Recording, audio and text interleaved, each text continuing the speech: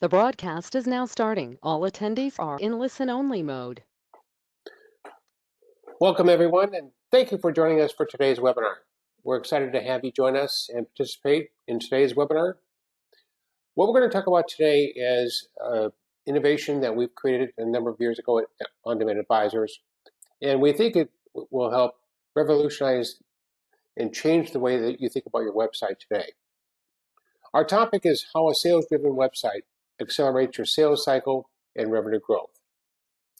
As with any of our webinars, we encourage your participation in interaction. So if you have questions, if you have comments, please post them, and we'll make sure that we get to them during our Q&A session. And if we don't have time for that to get to all the questions, I'll make sure I follow up with each of you one-on-one. So again, thank you for joining us for today. When you think about your company today, and you think about your offices that you may have all over the world, you start thinking about what's the most important real estate that we have. And many of us would normally think that it's the corporate office. But in the digital economy, it's your website. So the first thing that everyone's going to do when they hear about your company is go directly to your website. And that's the moment of truth. So when somebody comes to your website, do you actually have an opportunity to take them through the buying process? Do you have an opportunity to convert them from being a visitor to being a prospect? Do you have an opportunity to accelerate your sales cycle by 33 to 50%? And that's what you're going to have if you transform your website from an informational website into a sales-driven website. So that's what we're going to talk about today. We look forward again to your participation. Craig and I will be presenters today.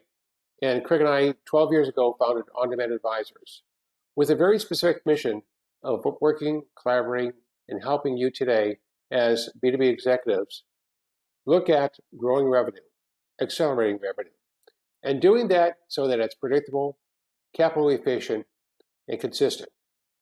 So whether you're an early stage company or even a startup, it's really about having the best practices around revenue growth and revenue acceleration and applying that to your company from day one so that you don't make a lot of expensive mistakes. If you're joining us today and you're a mid-stage company, let's say you're $50 million or $100 million or $200 million in terms of revenue, what you're really looking at is scaling and growing the company, going global, and doing that in such a way so that everything is going to be additive in terms of the revenue cycles that you have. So whether it's upselling, cross-selling, working with partnerships, working with new geographies, all these are accretive in terms of your revenue growth.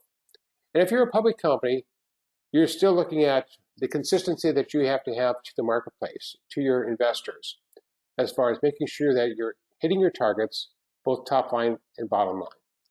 So what we're going to talk about today applies to all companies.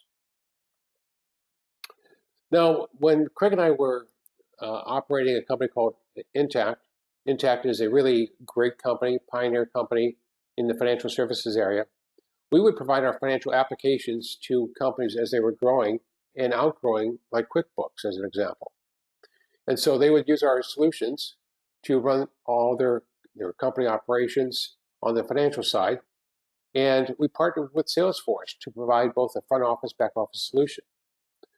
During the point in time where Craig and I were running Intact, we added another 5,000 customers, and we had 300 sell-through partners.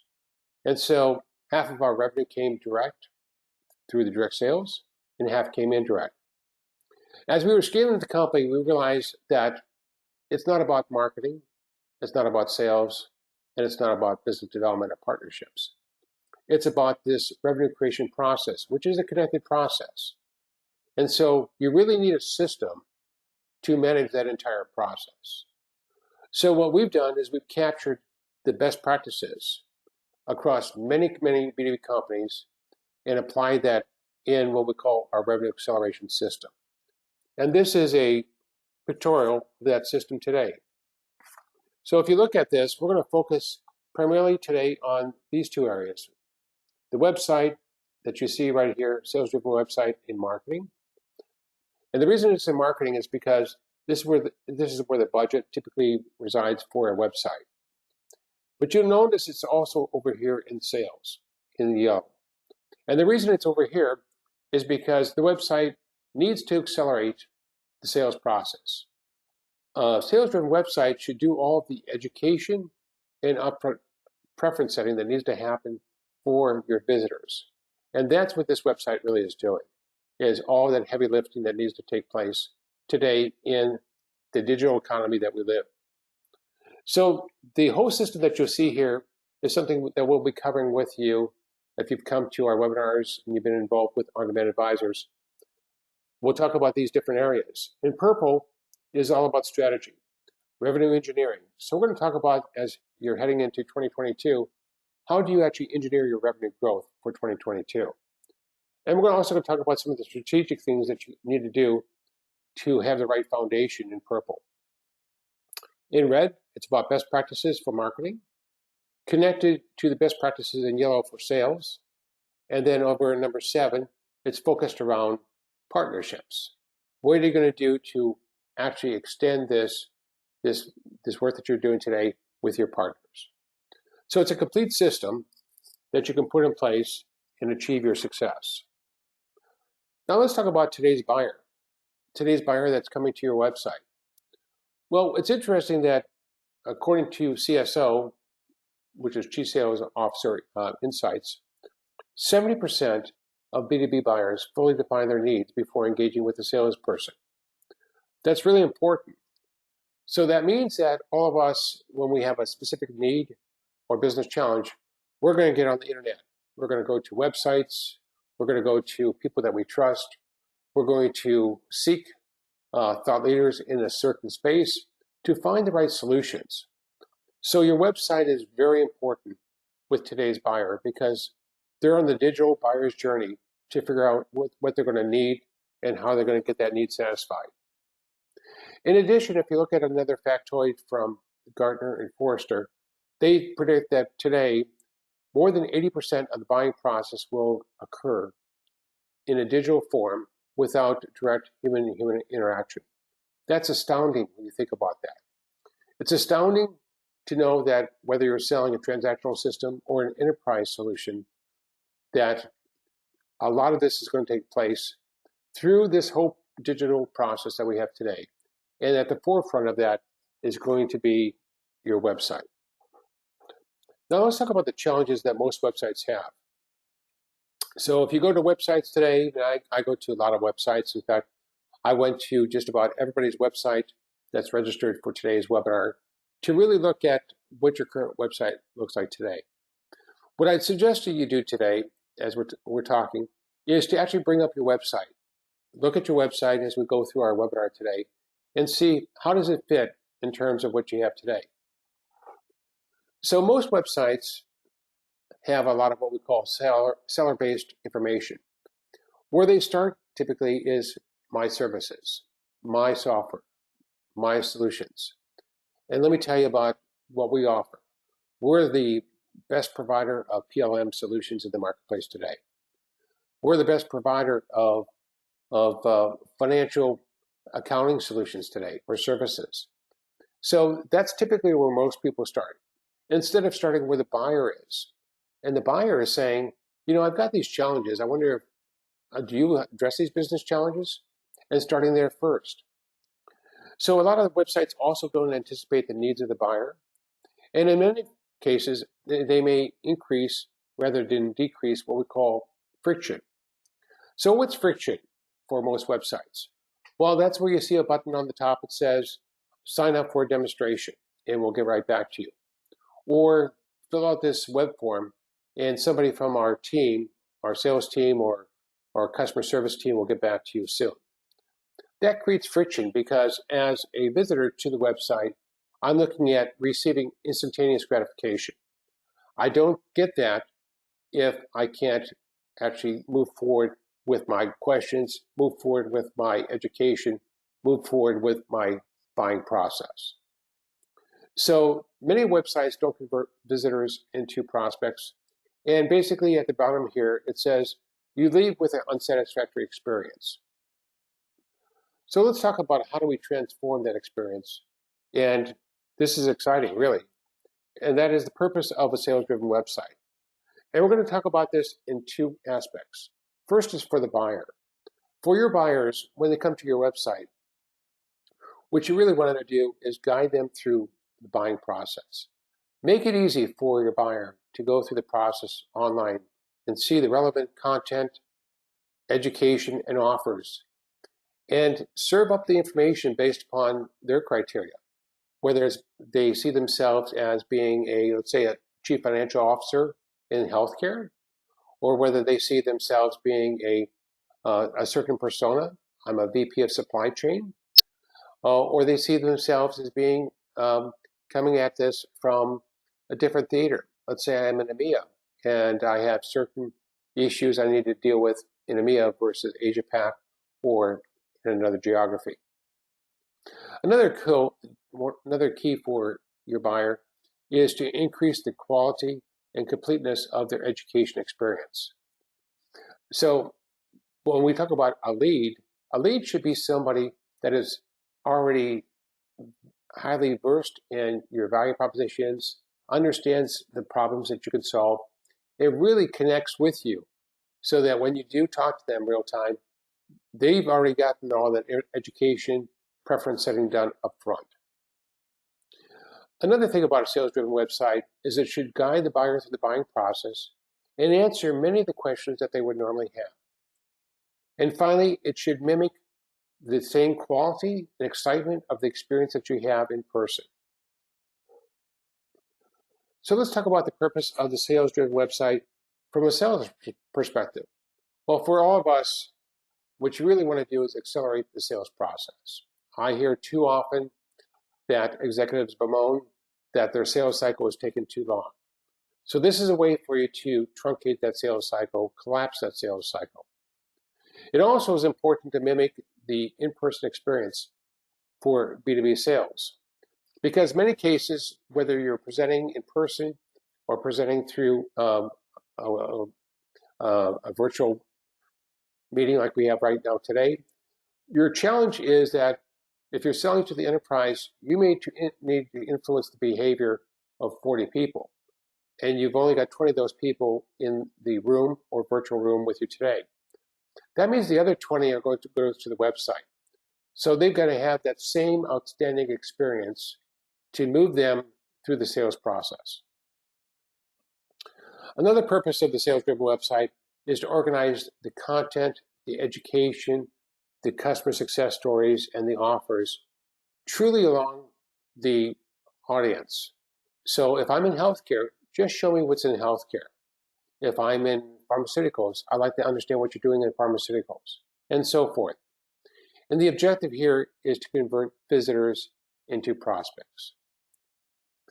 It really is the focus is to take them as far through the sales process as you can online, and sometimes through the entire process, and then to really provide the proof and the handling of objections and closing for your sales team. So what we'd like to do today is review with you 8 best practices that you'll be able to implement at your company today and transform your website to drive sales and revenue growth. We're also going to showcase 2 of our clients. The first client is Technical Toolboxes. Technical Toolboxes, headquartered out of Houston, Texas, is a leader in the oil and gas industry in providing engineering performance solutions to engineers across all companies. So they really are the performance leader for engineers, and they provide a suite of solutions. Now, when we began working with Technical Toolboxes, it turned out that they had many solutions and many personas. So in the context of talking about a sales-driven website, we needed to address the needs of all their solutions and address the needs of all of their personas.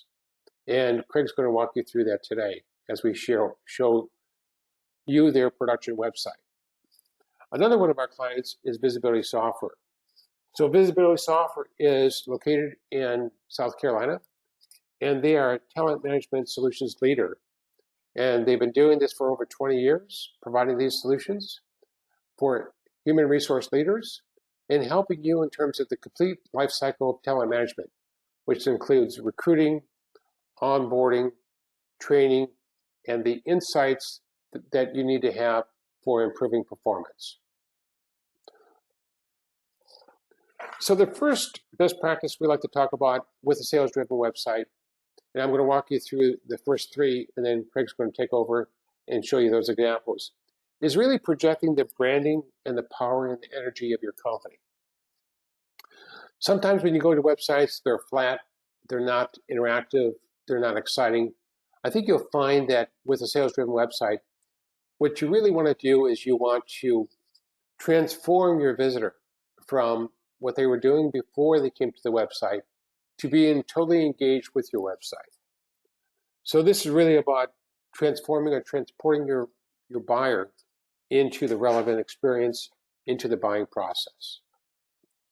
The second best practice for a sales-driven website is to enable self-selection and navigation. How does your audience self-identify? So if I'm coming to a website, do I see myself coming in based upon persona? So for instance, when someone came to the Intact website, we wanted to make sure that we could address their persona. So if I was a CFO looking for financial systems, I was really looking for the top-down perspective of what this is going to do for me. If I'm a controller coming into this same website, I'm looking at this from the perspective of managing the financial functions that I have at the company. If I am an accountant coming to the website, I'm looking at how you're going to make my life easier and streamline the process of me managing these financial transactions. Another way to think about this is maybe I'm coming at this and saying, I'm going to look at this from a industry perspective. So for instance, one of our customers is a company called ICUC, and they're a leader in social media management services. And what we found as we worked with their audience is that their audience wanted to look at social media management services based upon best practices in each industry. So they really weren't focusing on, if I'm Starbucks, don't tell me what you're doing in pharmaceuticals or in oil and gas. Tell me what you're doing in the food and beverage business. So this is really another important way to provide the navigation and providing the information that's going to help with the buyer's journey. Which brings us to number three, which is enabling the buyer's journey. So if you think about the buyer's journey, there's a certain sequence or set of steps that every one of your buyers would like to go through in a sequential method to really better understand your solution, understand how it's going to work for them, understand how it's going to address their needs. And so we want to provide that buyer's journey step by step on your website today. One of the most important keys is to start with the need or business challenge that your buyer has. Another thing that we would share with you is that different stakeholders have different buyer's journeys. Prospects have a buyer's journey because they need to go through the entire process to get up to speed. They're not sure who you are. Customers may have a different buyer's journey. They already believe that you're a great company, but they may be looking for additional solutions and services that complement their needs. Investors may have a different journey. They're looking at, why should we invest in your company? And help us understand that, give us the proof points. And partners are looking at a different journey, which is, why should I partner with you in our go-to-market strategy as we have today? So with that, Craig's going to show you a couple examples and proof points today. Wonderful. Thank you very much, Bob. Can you make me presenter, please? Sure can.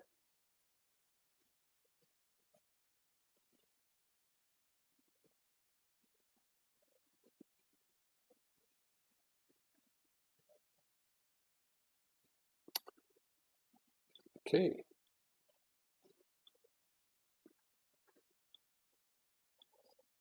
There you go. Wonderful. So where I'd like to start is with technical toolboxes. And as Bob pointed out, we're going to show two examples today. One is Technical Toolboxes and one is Visibility Software. Two very different types of companies offering different types of solutions to very, very different marketplaces. But fundamentally, how they speak to their audience is the same, and we're going to be talking about that a little bit. So we're going to start here with Technical Toolboxes, and Bob explained earlier that this is an organization that sells solutions into the oil and gas space. And the challenge, and it's right now we're showing the live website, but the challenge they had before we re-engineered their messaging to be more seller or more buyer conducive is that they were focused just on selling tools and selling just the features and the functions, and they were selling a very targeted tool solution message to one engineering type. The problem is that they had 6 engineer types that they were actually selling to. And those engineering types were actually very different in what they needed and how they went about their jobs. So the problem with that, as you can imagine, is that by speaking one specific type of language to one person, you're basically leaving off the messaging for the other 5. Or worse, you're distilling or you're diluting the one message, and it's not anybody. So what did we end up doing? Elevated the message so that we had outcomes for 6 different types of engineers. And you can see this here when you hover over it into the solution area. We have the ability for the user, or the buyer in this instance, to opt into the type of engineering role in which they are aligned, whether it's a corrosion engineer, a crossing engineer, a design engineer, and so on. Now, in addition to that, they didn't want to lose sight of their heritage that was still based in products. So we kept it in a separate track that was focused on the actual product solutions. And in that instance, we help them bundle their solutions, and they have well over 200 different tools. We help them bundle their solutions into a set of solution sets that would be more resonant with the audience. Okay, so what did we end up having to do? So we work with them during the onset to establish what will be the strategic goal for the messaging for these roles and for the products, and then we construct an architecture for the website that's going to leverage that. So as you look at the home page, the objective here is to speak to all the engineering types and across all the different solutions. So in that case, the home page has to do a lot of heavy lifting. However, once an individual steps into a specific role, let's just pick one here, and we'll pick crossing engineer.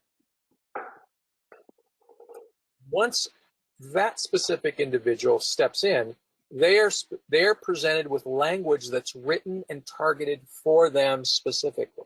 You'll also notice here there's a secondary menu, the buyer-driven menu here, from overview to challenges to solutions to FAQs to client to next steps.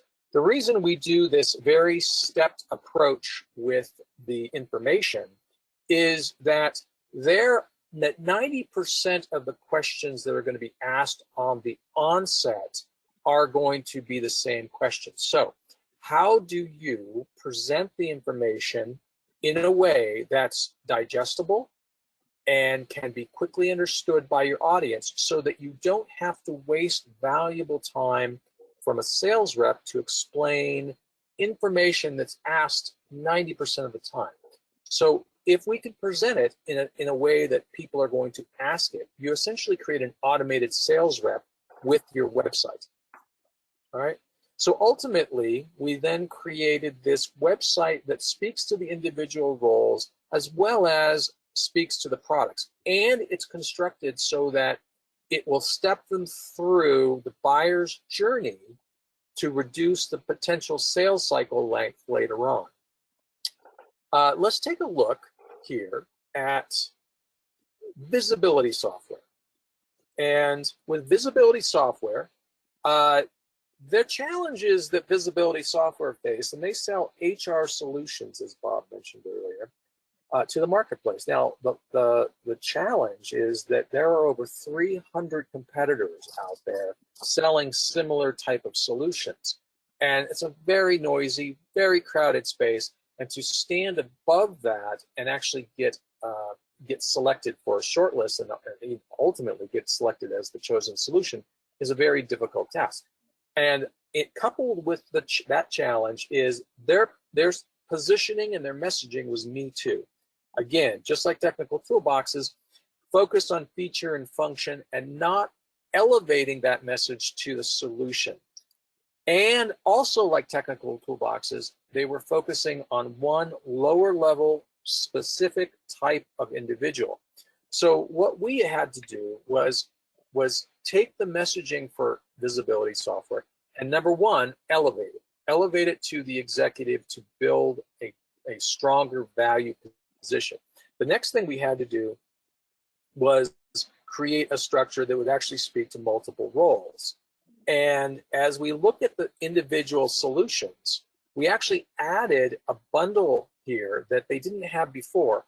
And so while they had recruiting solutions as a bundle, they had onboarding solutions, and we helped them with the packaging of this, of course, to elevate that. And they had training solutions. They didn't have this last category, which was called HR Insight Solutions. And the value that is derived from that is we were able to take the ROI and metric-driven results from their solution and package it and elevate it to the C-suite so that they could position their solution at a much higher level and ultimately creating much higher value and consequently increasing the price point of their solution and a differentiation from those other 300 competitors.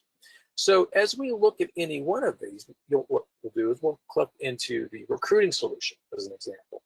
You'll notice we have the same buyer-driven methodology that you saw on technical toolboxes. Again, the main point here is to create a buyer flow which creates an automated sales rep to reduce the sales cycle later on for your sales rep. So there's and it is a very specific sequence of overview to challenges to solutions to FAQs to clients to next steps. So as we go through this, the information has now been restructured to expose the value of these bundles, speak to the specific roles that we mentioned, as well as answer the specific questions that are often come up the same. And ultimately, on the next steps, we offer, and Bob will talk about this a little more later in the presentation, we're offering very specific solution as to how to go to the next step. Is there an overview? Is there a buyer's guide? Is there an ROI guide? What are the different types of revenue acceleration tools that will help people understand the solution and then reach out to a sales rep with follow-up questions? And I'm going to say this one more time, and the main purpose of this is to reduce your sales cycle, and by creating that automated sales representative in the way of a website structure. And that's something we specialize in. It's something we perfected. No one else does this. And Bob is going to talk a little bit more about the solutions and the follow-up for these sales tools in the presentation. So Bob, with that, I'm going to hand this back to you. Thanks, Craig. That's excellent. The information that Craig just covered. And let me complement that by taking this to the next step.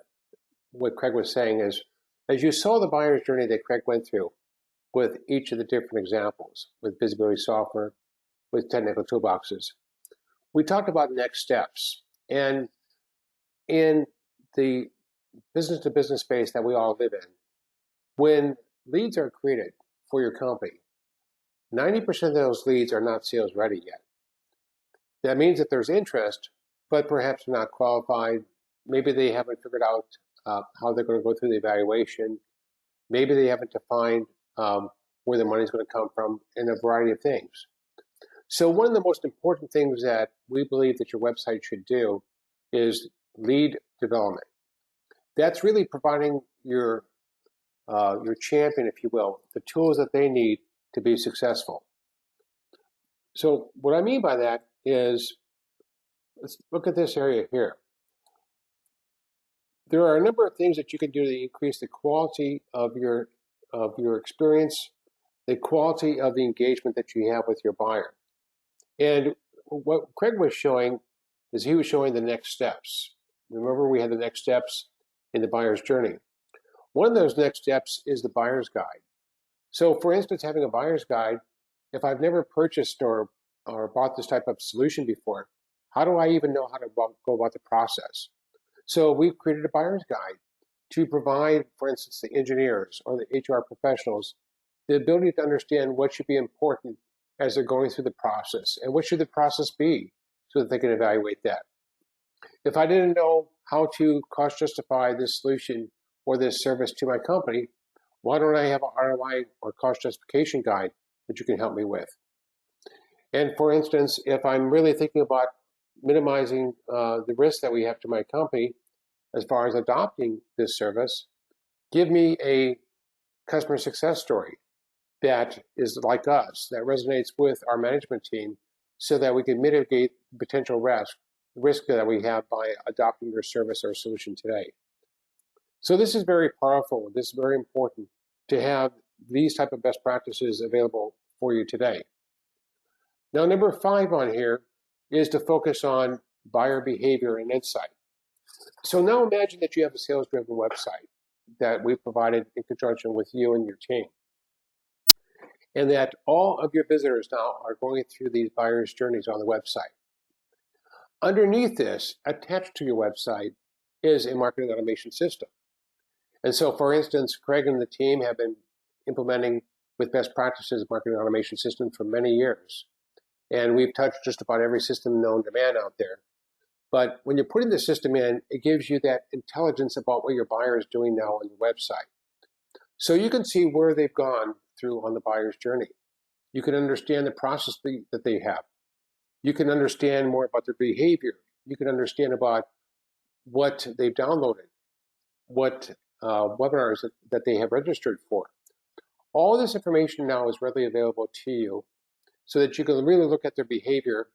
And in this case, for instance, with Pardot, you now have an opportunity to look at Charles and say, well, what has Charles opened?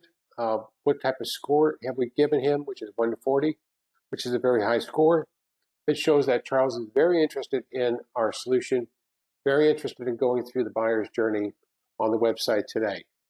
So that's number 5. Number 5 is really having the insights around buyer behavior that are going to be important in terms of translating that behavior into engagement for your company.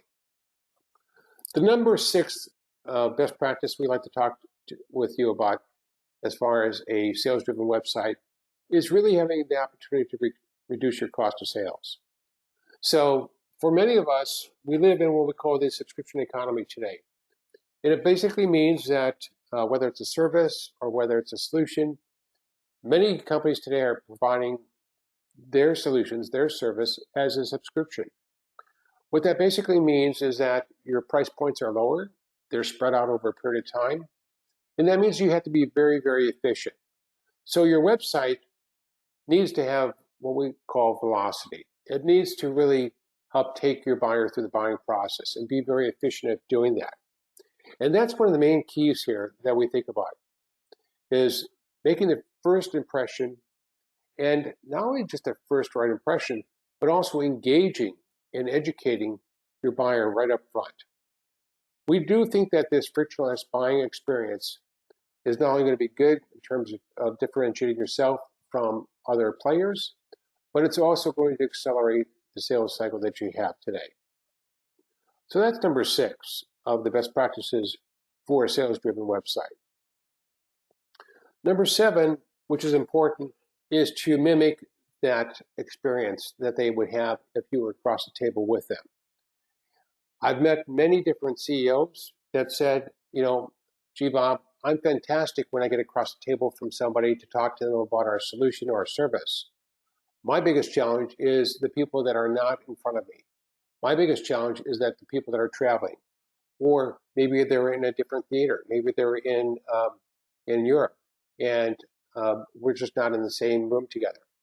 So how do I actually have an experience that is just as good, just as exciting, just as rich in terms of engagement with my buyer?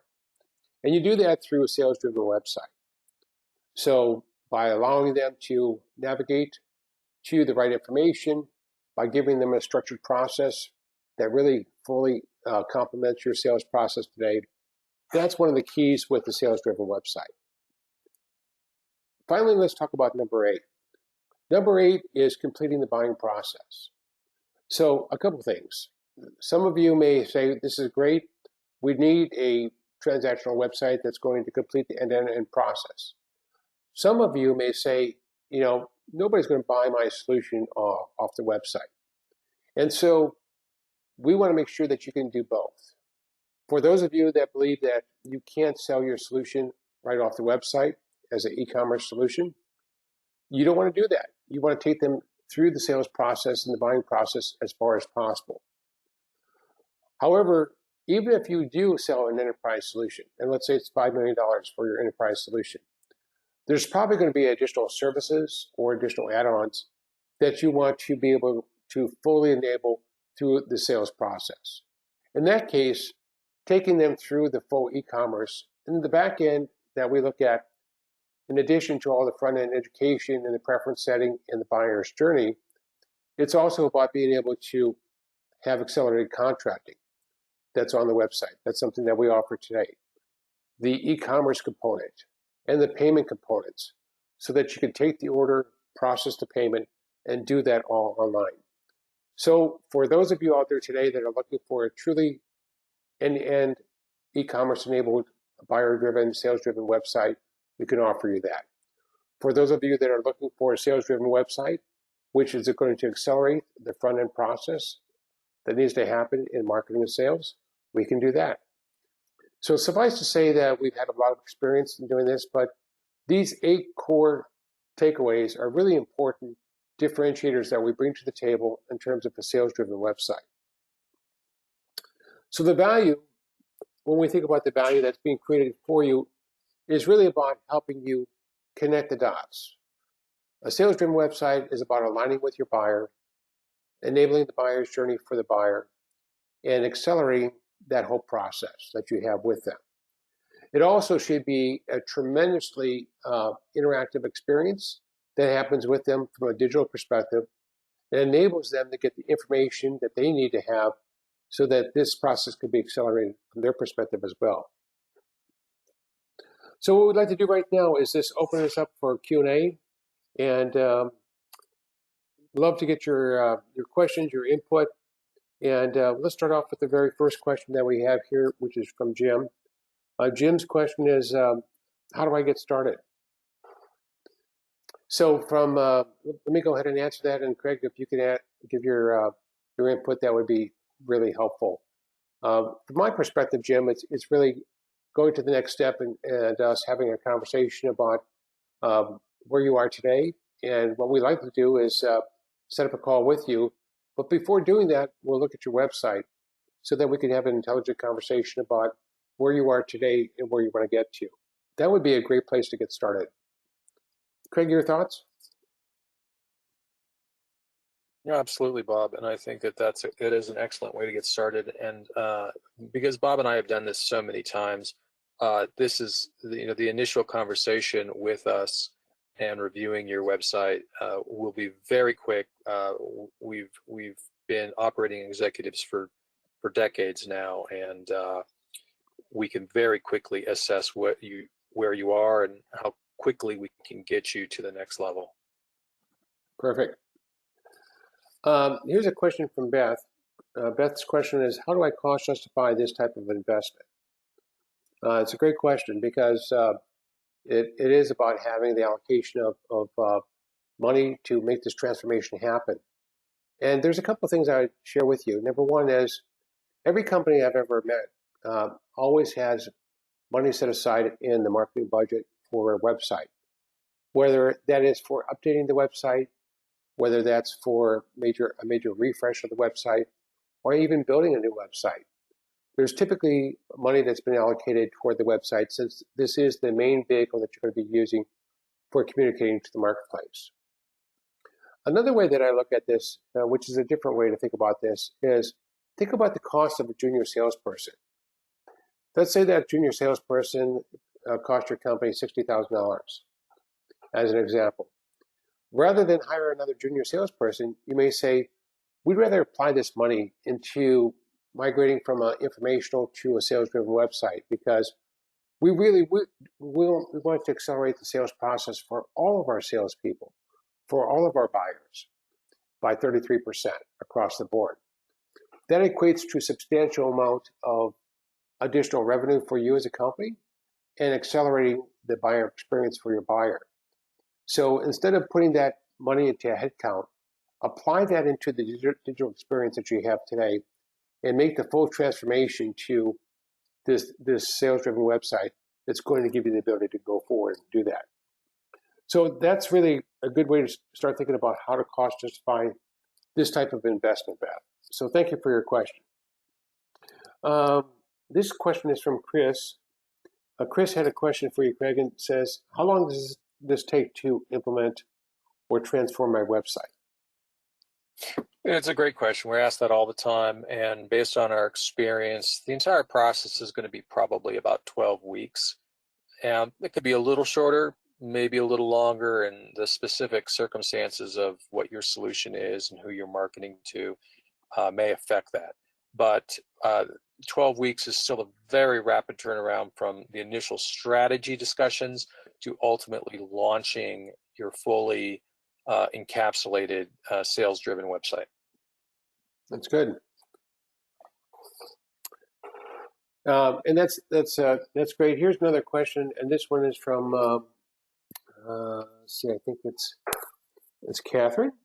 Catherine says, I don't have everything you've shown. How do I get there? Well, that's interesting, Catherine, because our whole approach at On Demand Advisors is to partner with you. And so we realize that many companies that are attending our webinar today, you may not have the resources internally. You may not have built out the tools that you're going to need for both selling as well as buying. And you may not have the skill set internally as far as maintaining your current website or transforming it.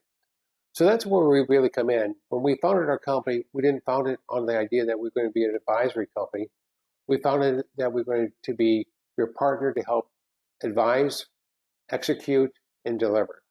And so we provide all of the solutions. So something as simple as the buyer's guide that we were talking about earlier is something that we often create from start to finish for our clients, so that your stakeholders, your buyers, really have the vehicle to truly understand what should be important as they're looking at your service or your solution today. Let's see.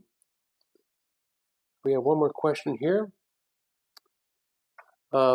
This question, Craig, perhaps you can address this one. This one is from another individual that we have here, Mark. And Mark says, I don't have a marketing department. How do I work with a new website?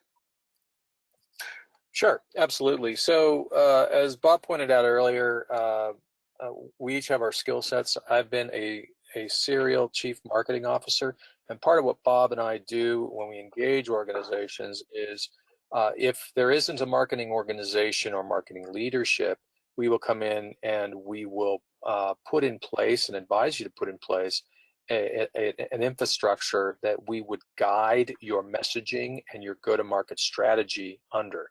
And I would work with you and the team on a weekly basis to ensure that that gets deployed. That's great. And, you know, one of the things that I was going to mention to Craig's point is that Craig was the CMO, working the virtual CMO, working with one of our clients, AdExchange, because they didn't have a marketing department. He led their marketing department strategically and tactically. He built that organization out, and he did a tremendous job. In fact, it was so tremendous that we actually helped them double revenue every year going forward and go from a $6.5 million company to a $65 million company in 4 years. And that was largely due to Craig and his efforts in terms of really changing the trajectory for AvidXchange. So thanks for your questions on that. Really appreciate that. So when we think about your website, one of the questions we do get is, why work with on-demand advisors? And I think that we bring a different perspective to the table here when we talk about one of our innovations, which is the sales-driven website. We don't think about it just in terms of from a marketing perspective. We think about it in terms of marketing, sales, business development, and strategy. We're thinking about all these aspects that are important to your company, and how do you accelerate the buying process for your audience.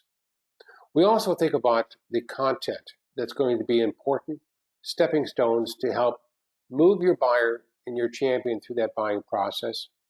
And we think about mapping the buyer's journey for all of your buyers out there. One of the important things that Craig and the team have done from the development perspective is to create proprietary WordPress templates that we have to accelerate this evolution process to moving into a sales-driven website. And the other thing that we do with our clients, like for instance technical toolboxes, like visibility software, is we not only help them create, build, and deploy their sales-driven website, but we also help them maintain it and sustain it going forward. So any website needs to be evolved. It needs to be grown. It needs to have additional paths for additional buyers, additional stakeholders added to it. And that's something that we're always doing with our clients, is helping them with the evolution of their sales-driven website moving forward. So the benefit from today that you can take away is really get together with us and let's talk about how you can benefit from a sales-driven website. That would be one course of action you can take from today's webinar. Another would be to create your 2022 Revenue Acceleration Playbook, where we actually work with you to create the playbook that you're going to have, and you start off at the go and say, I want to increase revenue by 35% year over year. How do I do that? There's a number of vehicles that are going to help me do that. One of those may be the sales-driven website, but there may be other things that I need to take into account in terms of how we're going to get from here to there. And that's really the importance of having a playbook, not just a number or a plan. And then finally, another area that we offer to everybody to join us today is applying one of our revenue growth innovations at your company in 2022. We have a tremendous number of innovations that we've created, all focused around helping you be successful in growing your revenue as you move forward. And we also have some upcoming webinars that we'd ask if you'd like to join us and participate just like you have with today.